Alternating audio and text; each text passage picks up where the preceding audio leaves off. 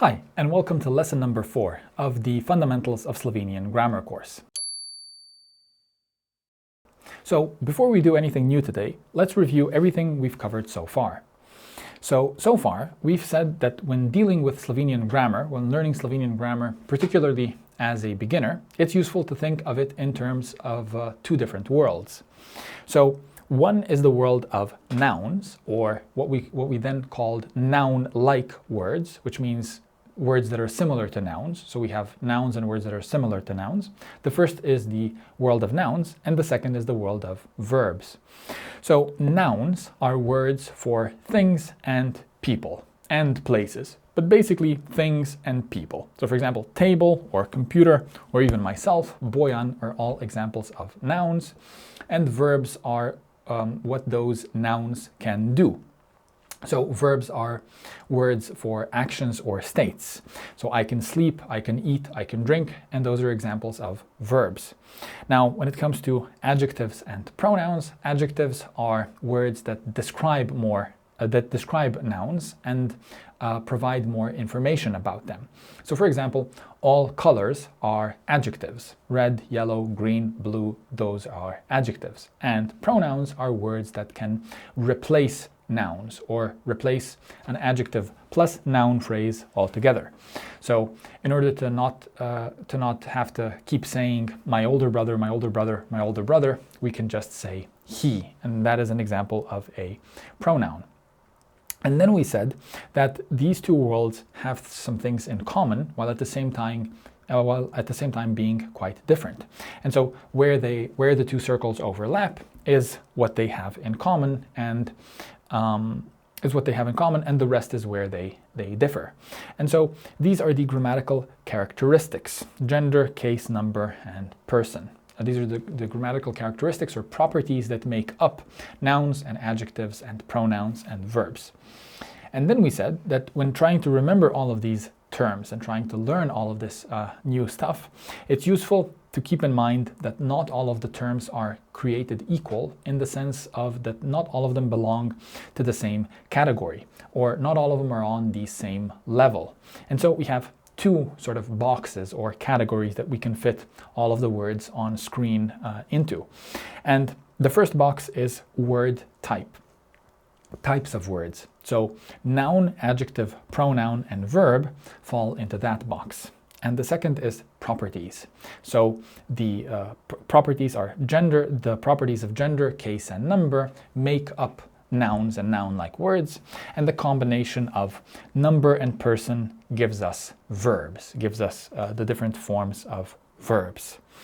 And basically we said that the properties are, that you cannot really separate the properties from the word types, and that they are almost one and the same. And we even used myself as an example, and we said that Bojan, the word Bojan, is masculine when it comes to gender and singular and in the nominative case. Anyway, and then we also said that we will be referring to gender and number and case as the big three, so that those three grammatical characteristics, as they pertain to noun-like words, when they have to do with noun-like words, and here we're talking about number specifically because that is shared by both worlds, when we're talking about the specific combination of those three, and when we're dealing with noun-like words, those will be the big three, because they're important enough they're important enough to be a group of their own, and they're called the big three. So we've covered a lot of ground so far. We've only had a few lessons, but this is really quite a lot of new information. So I'd like us today to just stop for a moment and consider for a second how all of this compares to English. So here we have what we called the most zoomed out picture, the most zoomed out the broadest overview of the Slovenian language. And if we just compare this to English, let's think where Slovenian is the same and where it differs. So let's evaluate everything on screen in terms of English. So let's think of nouns, adjectives, pronouns, and verbs. Does English have nouns, adjectives, and pronouns? Of course it does. A noun is, for example, brother. Adjective plus noun would be older brother, and pronoun would be he instead of saying older brother. So we have a green check 3 times. We have nouns and adjectives and pronouns. Does English have verbs? Of course it has verbs. To eat, to sleep, to drink, 100% the same as Slovenian. Now, does English have gender? And the answer is, for all practical purposes, no. We might point out words like actor and actress. Those kind of have gender, but for all practical purposes, English does not have a gender at all the way Slovenian does, which makes Slovenian in that regard much more difficult or complex for everyone coming from a language that does not have gender, like English. Let's think about case for a second. Does English have cases? And the answer is, for all practical purposes, again, no. So English used to have a case system, and we can see remnants of that today as well, but only in words like he, him, she, her, us, we and us, and so on.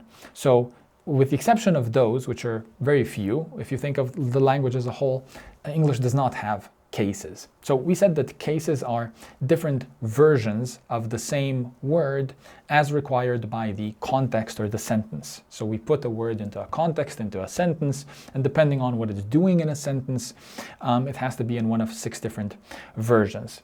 And then we said that the first version, because they always go from the nominative to the instrumental in the same order, we said that the first version is actually sort of not a case. It's the only one, that is the word itself before we do all kinds of weird stuff to it, as required by Slovenian grammar. And so if we had to describe English in terms of the Slovenian case system, if we had to view it through the lens of the Slovenian case system, then we would pretty much say that all of the words in English are in the nominative. All of them except for him and her and us, those would be in the accusative. But basically, for all practical purposes, English does not have case. And now let's consider number. Does English have number? Of course it does. We can say one dog, but many dogs. We can change dog to dogs by adding the S. We go from the singular to the plural. However, English does not have a grammatical category specifically for 2 of something, which is what the dual is. So the fact that it does not have a grammatical category for that does not mean that it cannot express the same thing. So you could definitely say 2 dogs in English. It's just the fact that there's no unique signature for 2 dogs or 2 of something in English, but there is in Slovenian, and that's called the dual. And then let's think about person. Does English have person? Of course it does. It's I, you, and he or she. It would be examples of the first person, the second person, and the third person. So there, the languages are completely the same.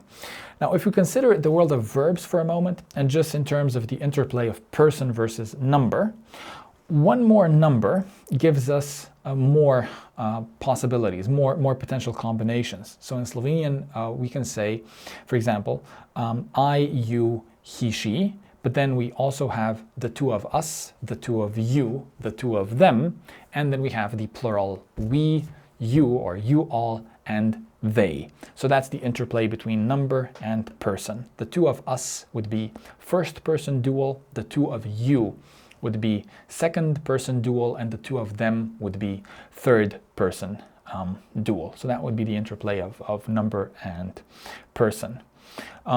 Yeah, this is pretty much it for today's lesson. We just wanted to sort of put things into perspective by involving English as well.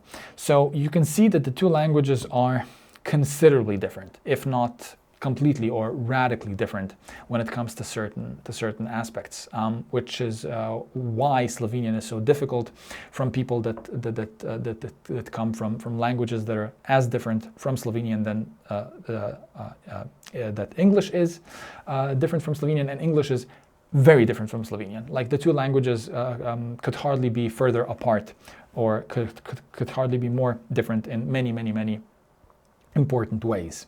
So yeah, I hope this was useful or informative or interesting, and I definitely thank you for tuning in, and I hope to see you in the next lesson. So good luck studying Slovenian, and take care. Bye bye.